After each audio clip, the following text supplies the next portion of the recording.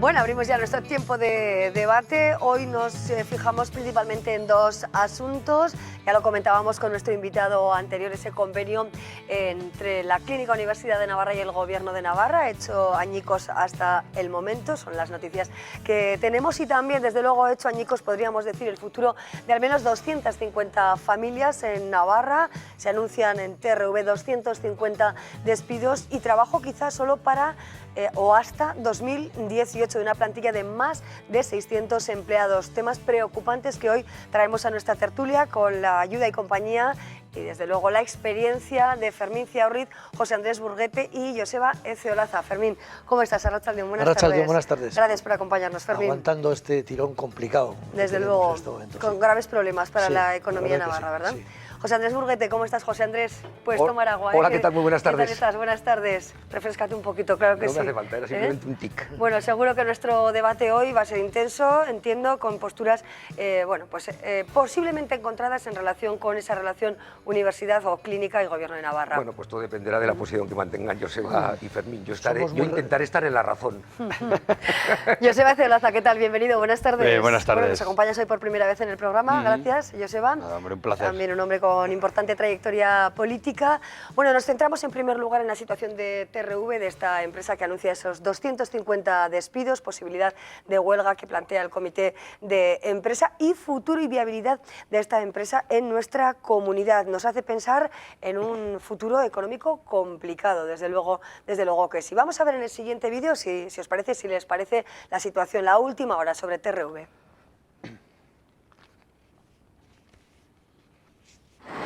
Son decenas de trabajadores los que a las puertas de TRV secundan este paro de 24 horas para rechazar los 250 despidos anunciados por la empresa. Así comienzan las acciones que desde el comité prevén que se prolongarán en el tiempo. Preveemos que va a ser largo y bastante duro. Lo que hemos planteado son unas medidas que van aumentando en intensidad en función de la no respuesta de la empresa, que empiezan mañana con un paros de 4 horas. Trabajamos 2 horas al principio y 2 horas al final de cada turno. Los despidos que anuncia la empresa suponen un 40% del total de la plantilla, del total de los 620 trabajadores.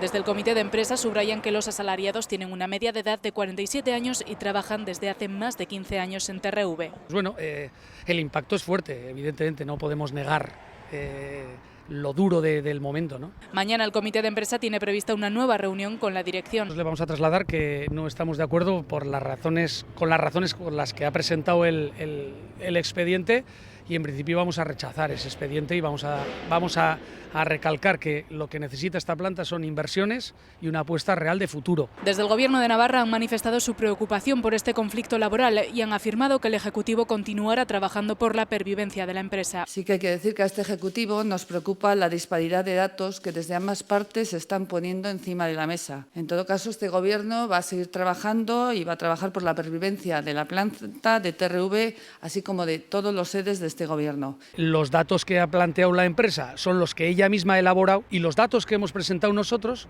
son datos auditados que están en el registro mercantil de Navarra. Desde la oposición, partidos como UPN se han puesto a disposición del Ejecutivo Foral y los trabajadores para encontrar una solución. Nosotros lo que hemos pedido ha sido, en primer lugar, yo creo, la comparecencia del consejero, posiblemente porque nos sitúe, ¿no? Porque nos dé la información de primera mano. Bueno, aquí, en este tema en concreto, pues desde luego van a tener toda la colaboración del mundo. El comité de empresa espera llegar a un acuerdo con la dirección en las próximas semanas para aclarar el futuro de los 620 trabajadores de la planta de Landaven.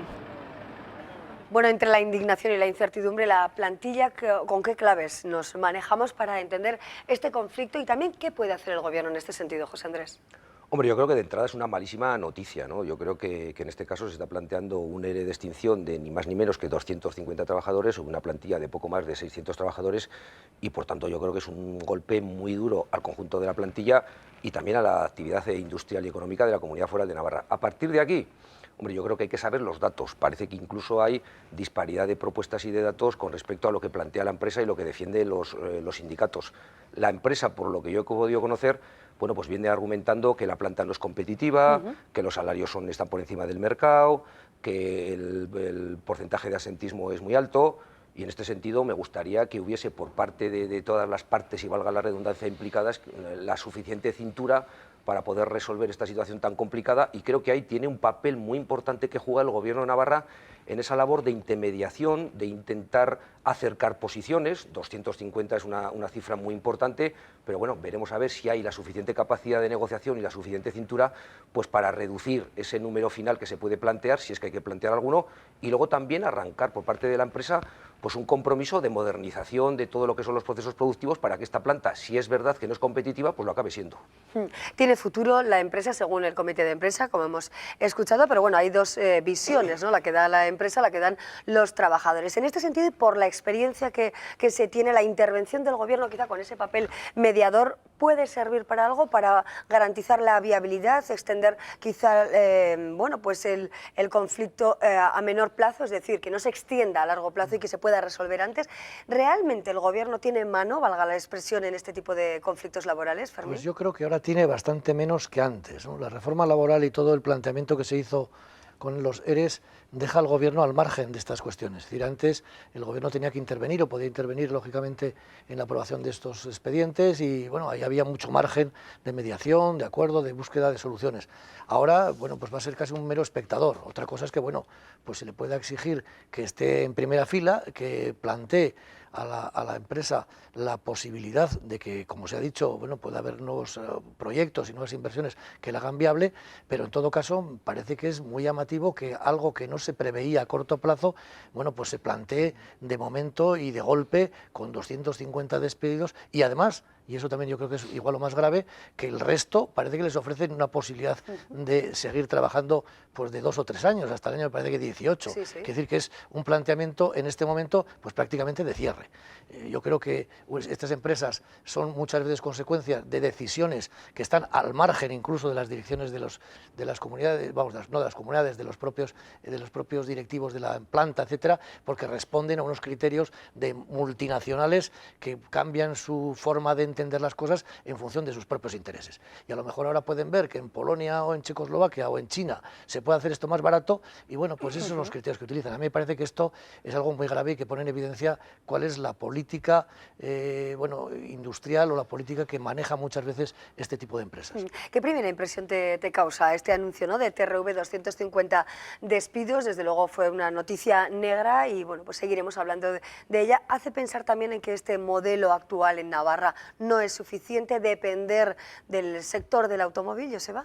Hombre, sobre todo porque también hace una semana en Buñuel hubo un anuncio de un cierre de empresas, es decir, que ya en 2 semanas van 2 malas noticias en este sentido, ¿no? Yo creo que es importante hacer dos apuntes, ¿no? Uno ya lo ha comentado Fermín, la reforma laboral lo que hace es quitar capacidad de presión, capacidad de influencia a los trabajadores de las empresas, ¿no? Porque anula la capacidad de diálogo y de negociación de los convenios colectivos y lo lleva a convenios más parciales y más de empresa y por lo tanto hay menos fuerza de los sindicatos, que son también parte de la mediación, ¿no? Y en segundo lugar, yo creo que los trabajadores dan en la diana cuando plantean que en el año 2014 TRV estaba reconociendo ganancias, ¿no? Entonces, ¿qué es lo que ha ocurrido en esa empresa para que, habiendo ganancias del 2014, ahora se plantee un ERE, ¿no? Yo sí que creo que con la excusa de la crisis sí que hay determinadas empresas que están aprovechando para bajar la calidad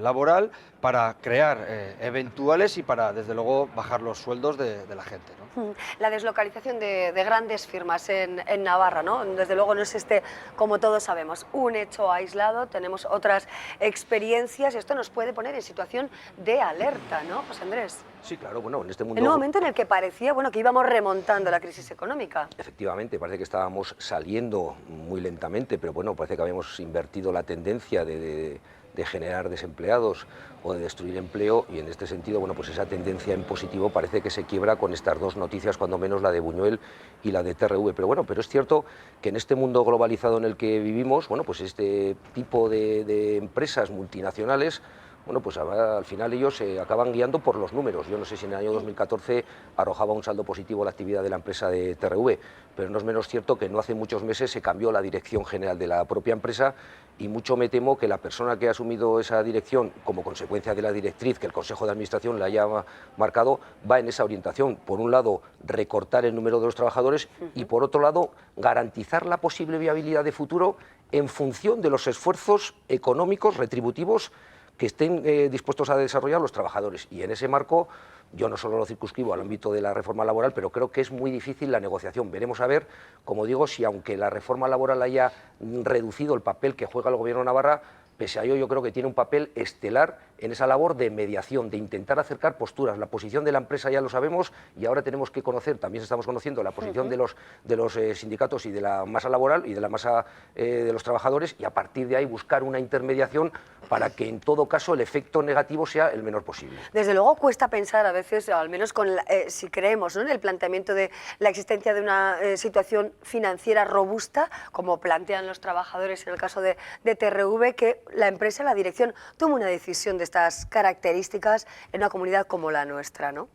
Bueno, igual porque quiere tener más beneficios también, ¿no? O sea, eso es posible. Teniendo beneficios, uno aspira también a tener más beneficios. También puede ser por eso, ¿no? Pero yo creo que el interrogante de las sociedades del sur de Europa es hacia qué modelo y hacia qué tipo de economía queremos, ¿no? Porque es verdad que, en concreto, Rajoy y el Partido Popular han dicho que estábamos saliendo de la crisis, pero también es verdad que algunos hemos insistido en cómo se estaba saliendo de la crisis, ¿no? Es decir, vamos a salir de la crisis con más precariedad, vamos a salir de la crisis con más eventualidad, vamos a salir de la crisis con menos capacidad económica de la clase trabajadora. Si es así, tenemos que plantearnos cómo salir, ¿no? Porque no vale salir de cualquier forma, ¿no? Porque podemos hablar horas y horas y debatir, pero tenemos que tener en cuenta que detrás de nuestros discursos, detrás de nuestras reflexiones, hay familias, hay gente de carne y hueso que sufre y padece todo este tipo de recortes. Claro, pero ¿qué margen de maniobra también tiene Navarra y en este caso también nuestro país, ¿no?, ante Europa o empresas que tienen su matriz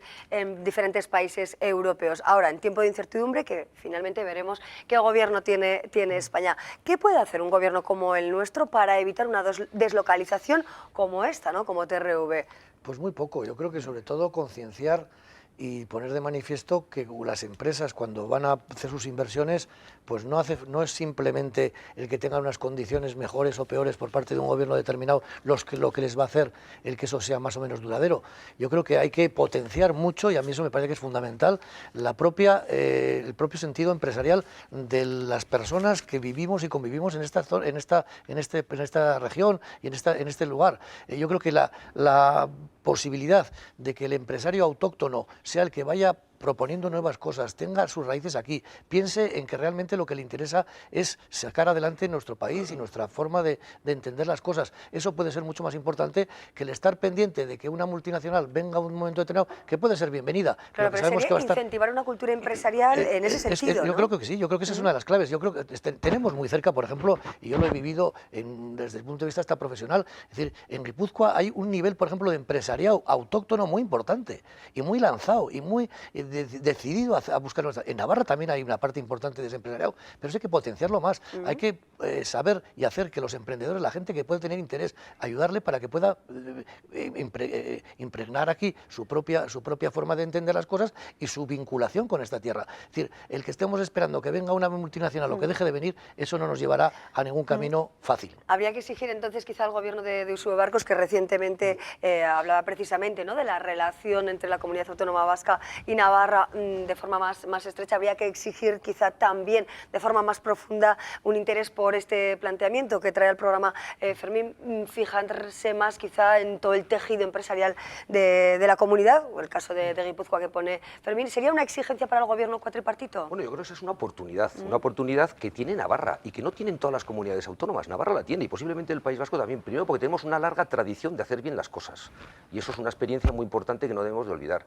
En segundo lugar, porque somos una administración, o debemos de ser, mejor dicho, una administración muy cercana y muy pegada a los problemas. Por tanto, las iniciativas empresariales autóctonas o las de fuera, si pueden venir, lo que quieren es una atención muy personalizada para resolver los problemas que lo que supone una implantación de una empresa se genera. Y en ese sentido, en los años 60 fuimos un referente de una cercanía a la hora de plantear y de recoger propuestas que había empresariales autóctonas y otras de fuera, y esa cercanía y ese dinamismo venían y traían causa de que éramos una administración muy pegada a los problemas.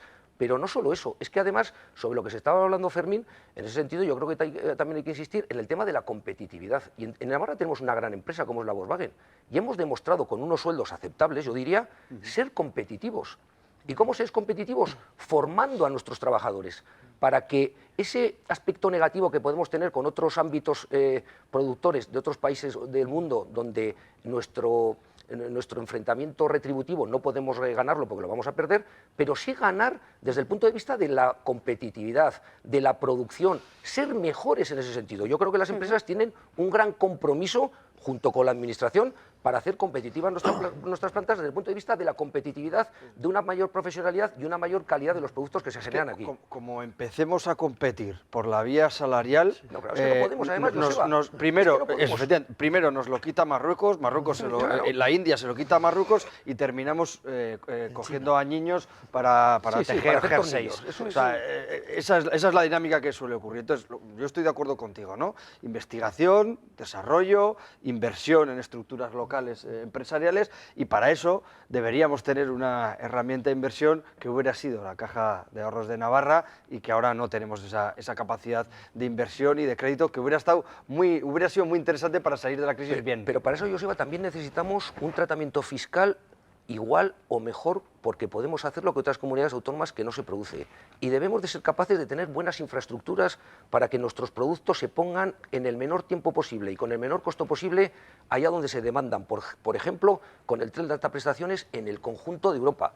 Y frente a eso, el gobierno foral hoy, ya entrando en harina, porque veo que yo no había entrado, pero ya veo que vosotros sí, el gobierno foral está haciendo lo contrario. Un peor tratamiento fiscal a las empresas que estén en Navarra con respecto a las del entorno. Y además otras comunidades autónomas van a ser capaces de colocar los productos que allá se hagan en el ámbito europeo con mayor rapidez y a menor costo que nosotros, porque nosotros no vamos a tener de momento el tren de alta prestación. Bueno, diferentes y eso es una limitación. Infraestructuras que, por supuesto, en las que el gobierno no apuesta de la misma manera, como se plantea en este caso, o como plantea ahora mismo José Andrés. Infraestructuras y otras empresas. Me gustaría hilar este tema también con la importancia o no que creéis, o el tratamiento o no que debe dar el gobierno o Navarra en general a otra empresa que desde luego está siendo noticia estos días, y unimos este asunto con la Clínica Universidad de Navarra, la segunda empresa generadora de riqueza en nuestra comunidad. Debe tener el mismo tratamiento que otras entidades, que otras organizaciones. La Clínica Universidad de Navarra, el gobierno hace bien planteando cambios en la concertación a través de ese convenio que ha quedado ya roto del 31 de diciembre. ¿Debe tener un tratamiento especial una empresa de esta naturaleza, Fermín? Vamos a ver, yo creo que es que a lo mejor has mezclado en la forma de plantear el asunto dos o tres temas que son muy distintos. Es decir, la clínica universitaria tiene un concierto histórico, como tienen otros centros privados, para prestar servicios a los ciudadanos de Navarra en aquello en que la sanidad pública pues no llega, o llega peor, o le hace falta. Y eso es perfectamente obvio y sigue existiendo y no se toca absolutamente nada. Otra cosa es que no hay, yo entiendo, no lo sé, alguien me lo tendrá que decir, pero no se ha dicho, en ninguna comunidad autónoma gobernada por el PP, por el Partido Socialista y hasta por Vox, diría, si gobernaba un día, que haya un centro hospitalario privado. En Cataluña hay montoneras, en Madrid, etcétera, muy importantes, de mutuas, de tal, que tengan ellos la prestación a sus trabajadores, que la tengan concertada con la sanidad pública y que sean ellos la que la presten a cargo de la sanidad pública. Eso no existe, yo no he oído a nadie que diga que eso existe. Y eso era una situación que era anómala, a mi entender, en el resto de todas las comunidades. Ese es un tema que yo creo que se veía venir, es decir, que si acababa un gobierno en Navarra de las características del que ha venido, o de otro que a lo mejor podía tener otras características distintas, pero distintos a los que ha habido hasta ahora, pues evidentemente ese tratamiento de la sanidad pública y que los trabajadores de un centro sean atendidos como todos los demás por la sanidad pública, pues era obvio y tenía que venir. A mí eso no me parece que sea ningún desdén contra la clínica universitaria ni contra la universidad, que sea algo que rompe una trayectoria que a los trabajadores les pueda decir. Yo puedo entender que estén afectados y que les pueda, que a lo mejor estaban antes, tenían otras ventajas, pero eso ha ocurrido, por ejemplo, no hace muchos años, con los funcionarios de Navarra, que tenían unos montepíos y unas mutuas, etcétera, y de repente se les quitaron y pasaron a la sanidad pública los funcionarios, y les quitaron pues el tema pues de lo que tenían para las gafas, para no sé qué tal, y eso, pues, ¿qué ha pasado? Pues se incorporaron a la sanidad pública como el resto de ciudadanos. Eso mismo va a pasar, parece ser, por lo que se dice, con la clínica universitaria y con la universidad. Por eso no me parece que sea ni un tratamiento discriminatorio, el discriminatorio a lo mejor podía ser antes, ni tampoco es ninguna afrenta a nadie. Yo creo que hay que buscar soluciones, que la clínica universitaria siga teniendo sus conciertos como ha tenido y en lo que pueda prestar a la sanidad pública para el conjunto de los ciudadanos de Navarra, y lo demás pues tiene su propio aseguramiento, que a lo mejor puede hacer a sus trabajadores pues ese tipo de seguros o puede convenir con ellos otra cosa para algunos temas concretos. Por eso yo creo que no se deben mezclar las dos cosas, el aseguramiento y la prestación del servicio del convenio que puede seguir teniendo y que seguirá teniendo. Bueno, eran más de 5 millones de euros los que recibía la Clínica Universidad de Navarra. Yo creo que las cifras las hemos venido dando ya a lo largo de toda esta semana, pero veamos también las consecuencias de esta medida. ¿Qué consecuencias se entreven de esta decisión adoptada por el Gobierno cuatripartito para con la Clínica Universidad de Navarra? Bueno, pues yo de entrada califico como un disparate. O sea, a mí me parece que el Gobierno de Navarra ha errado rotundamente con la decisión que ha adoptado, teniendo en cuenta que la Clínica Universidad de Navarra es la segunda empresa de esta comunidad. Después de la Volkswagen, la Clínica Universidad de Navarra. Y yo no creo que la igualdad es tratar a todo el mundo igual. La igualdad es tratar las situaciones desiguales de manera desigual. Y así como a los que necesitan más, el Gobierno está obligado a darles más, desde este sentido, la Clínica Universidad de Navarra tiene que tener un trato distinto. Y estoy recordando en este caso, para demostrar que esta ha sido una decisión de marcado carácter político, que no es la única decisión que el Gobierno ha adoptado contra la Universidad de Navarra, contra la Clínica Universidad de Navarra. Hay que recordar también que hace unas semanas se optó porque las reducciones de las matrículas que tenían los trabajadores de la clínica y de la universidad tributasen como un pago en especie. O sea, yo creo que esto tiene un marcado carácter político. Y en todas las organizaciones, cuando van pasando los días, hay alguien que dice la verdad. Y en este sentido yo creo que Koldo Amezqueta lo ha dicho claramente. Koldo Martínez. Koldo Martínez Sí. ha dicho claramente, ha dicho, hemos llegado a la médula, por fin, de la Navarra católica, foral y española. Ahí queda eso. Solamente queríamos gobernar para el conjunto de la comunidad, que fue la milonga que nos vendieron al principio. Pues hoy yo digo que esto es un disparate, que esto es un ataque frontal a la Universidad de Navarra y que además es un ataque frontal al conjunto de la comunidad foral, porque esto va a perjudicar a medio y largo plazo a la comunidad foral de Navarra y además va a perjudicar la calidad asistencial que el conjunto de los ciudadanos navarros van a tener a partir de este momento, porque es incorporar ni más ni menos que 7.000 trabajadores de un día para otro en el sistema sanitario, que por cierto está bastante maltratado con unas listas de espera muy importantes y que en los 6 meses para logro del Gobierno han aumentado aún las listas de espera. ¿Razones por tanto, ideológicas dislate o sobre técnicas dislate. principalmente, Joseba? Bueno, en primer lugar hay que tener en cuenta que es importante contextualizar y definir qué es lo que se ha hecho. Lo que se ha hecho es terminar con un privilegio por el que 7.000 personas eran tratadas en la sanidad, privada de la CUN. Privilegio que no lo digo yo, que puedo ser un exaltado de izquierdas, que lo dice la Cámara de Contos. La Cámara de Contos plantea varias cuestiones. En primer lugar, ¿por qué no ha habido un concurso entre otras clínicas privadas, entre otros hospitales privados, para dar ese servicio? ¿Por qué esa exclusividad a la CUN? Eso lo plantea la Cámara de Contos. Y plantea otra cuestión muy importante, que es la opacidad, la falta de transparencia. Dice la Cámara de Contos que para hacer el análisis que hacía, los datos que ha recibido son datos parciales, datos a veces poco objetivos, en fin, dice ese tipo de cosas la Cámara de Contos. Yo creo que la obligación de cualquier gobierno es democratizar la gestión de la sanidad y si puede ahorrar, ahorrar. E incorporar el 1% que son estos 7.000 en una población que es mayoritariamente sana, no va a generar ningún problema, desde luego, porque no es una decisión que vaya a tomarse mañana mismo y que haya que ejecutarlo mañana mismo, ¿no?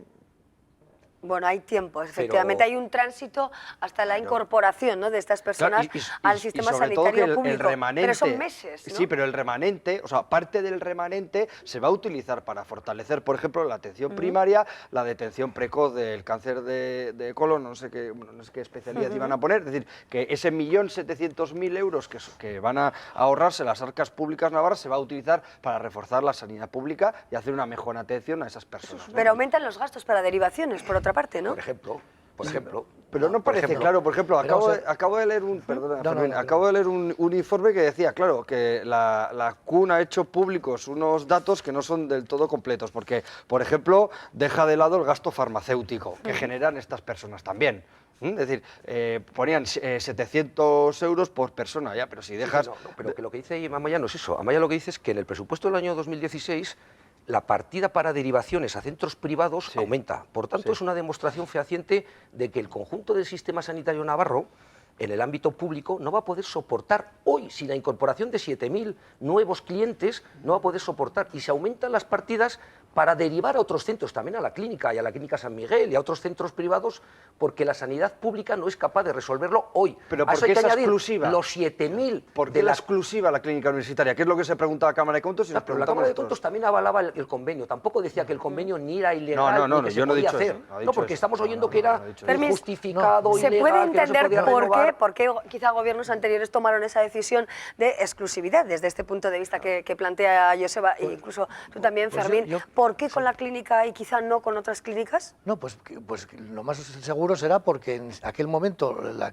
clínica universitaria, lo que significaba la universidad, tenía suficiente capacidad de presión o de acercamiento con los gobiernos que ha habido históricamente en Navarra desde antes de Franco, y entonces, bueno, pues se pudo conseguir en un momento determinado algo que ya he dicho, nadie me ha contado que en ningún hospital privado del todo el conjunto del Estado español, con grandes total, se esté planteando esto, con gobiernos de todo pelaje. O sea que no es una cosa sectaria tal, sino yo creo que en Madrid, que ha estado gobernando Esperanza Aguirre hasta hace 4 días, pues no creo que haya ningún hospital de, no sé, de Quirón o tal, que a sus propios trabajadores tenga un convenio y la comunidad le esté pagando. Yo no creo, bueno, no me han dicho, a lo mejor existe y no lo conozco, pero no me lo han dicho. Por tanto, son dos cosas distintas. Otra cosa es que efectivamente, cuando la sanidad pública tiene posibilidades de concertar con centros privados, entre ellos la clínica universitaria, como lo ha hecho y lo seguirá haciendo, para eliminar listas de espera, para hacer un tipo de asistencia que la pueden hacer a lo mejor o están más preparados o tienen más capacidades, trasplantes, etcétera. Todo eso se está haciendo y eso se va a seguir haciendo. Por tanto, yo creo que lo mismo que pasó con los funcionarios,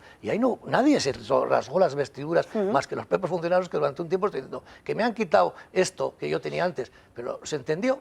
Pasaban a la sanidad pública como todos los ciudadanos de a pie, y luego el que quiera tener su sanidad privada añadida la puede tener perfectamente, y la propia clínica universitaria anuncia que tiene un seguro que lo plantean para cualquier ciudadano, que también puede servir para sus propios Sin margen trabajadores. de maniobra, anunciaba también el rector de la universidad esa posible reunión, o se anunciaba esa posible reunión entre la presidenta del gobierno y el propio rector, pero está claro que los miembros del cuatripartito consideran un tema ya zanjado y concluido. Sí, ¿no? con un marcado carácter político. Se dice, ¿por qué no se concertaba con otros? Pero vamos a ver, si la clínica tiene 7.000 trabajadores, ¿qué sería mejor? ¿Que concertasen con la clínica San Miguel para que les prestasen la atención clínica sanitaria? no tiene 7.000 trabajadores, No. 7.000 trabajadores tiene la clínica, la 7.000 Universidad de Navarra. trabajadores, Me supongo no, que los- 7.000 el trabajadores conjunto, Y familiares, el holding, eso es. el holding. asistencial. Entonces, si tiene 7.000 personas que demandan una atención sanitaria, lo lógico es que se la preste ella. O sea, ¿qué planteáis? Que vaya a otra entidad privada. No. ¿Por qué han concertado con ellos? Porque el sentido común llevaba a concertar con ellos y se dice, esto parece que era un privilegio, pero ¿con eso qué se quiere demostrar? ¿Que la calidad asistencial de la clínica es mejor que la de la iniciativa privada o de la iniciativa pública? Perdón, porque entonces no entiendo cuál es la razón del privilegio. Que la obligación, No la entiendo. La obligación de todo gobierno es dar una sanidad pública y universal ¿Por qué a todos pública? los ciudadanos. Y aumentamos las cantidades para derivar a las iniciativas privadas. Hombre, por Dios, Fermín. para la derivar en lo que obligación pueda es hacer dar falta. un servicio de calidad. Y cuando la iniciativa pública no puede, complementa y concierta con la iniciativa privada para que lo que no dé. tiene nada que ver con lo Y eso otro. es lo Es que ha que pasado. no tiene nada Yo que creo ver. que me llama mucho la atención que incluso algunas de las personas que están ostentando grandes responsabilidades en el gobierno, que además hayan sido formados en la clínica, en la Universidad de Navarra, y sean las que estén planteando esto, demostrándonos o queriéndonos demostrar que con esto nos hacen un favor al conjunto de la ciudadanía, cuando yo creo que es Joseba. justamente lo contrario. Brevemente. Dos detalles. Es que se está confundiendo las derivaciones Claro, eso. con terminar con la Eso asistencia de los trabajadores en la CUN. Y no es lo mismo. Sí, no estamos no es lo debatiendo. mismo. No estamos ¿Pero debatiendo. por qué se deriva? No estamos ¿Por qué se debatiendo sobre deriva, lo Joseba? mismo. Escúchame un segundo. No estamos hablando de lo mismo. Y las decisiones son separadas también. O estamos terminando con un privilegio que es que 7.000 personas sean atendidas en la CUN de forma exclusiva. Y eso es lo que dice la Cámara de Contos. Y con eso estamos terminando. Y me hace gracia, ya para terminar, cuando se dice, es una decisión política. Sí, ¿y dónde está el problema? Pues que se diga, que se nos quiere presentar una serie de milongas con números. A mí me parece interesante que las decisiones también sean políticas. Por ejemplo, ¿dónde estaban los informes técnicos para evitar que la sanidad pública se pudiera abortar? En ningún sitio. Eso era una decisión política. Que se podía Bueno, lo dejamos aquí. Decisión política versus decisión técnica. Lo dejamos aquí de momento, aunque seguiremos, por supuesto, dándole más vueltas a este asunto y tratando de comprender todas las opciones, ¿no? La que plantea el Gobierno y la que plantea también el entorno de la Clínica Universidad de Navarra. José Andrés Burguete, muchísimas gracias por acompañarnos. Buenas tardes. Fermín Ciaurriz, gracias también, por supuesto. Joseba Ezeolaza, muchísimas gracias. Hasta pronto. Nosotros ahora nos debemos también a otros mensajes publicitarios. Vamos a hacer una breve pausa y seguimos con otras historias. A quienes les gustan las series de televisión, pues tendrán hoy desde luego su contenido en el programa, porque viene un experto, profesor, por cierto, de la Universidad de Navarra, Alberto Naún García.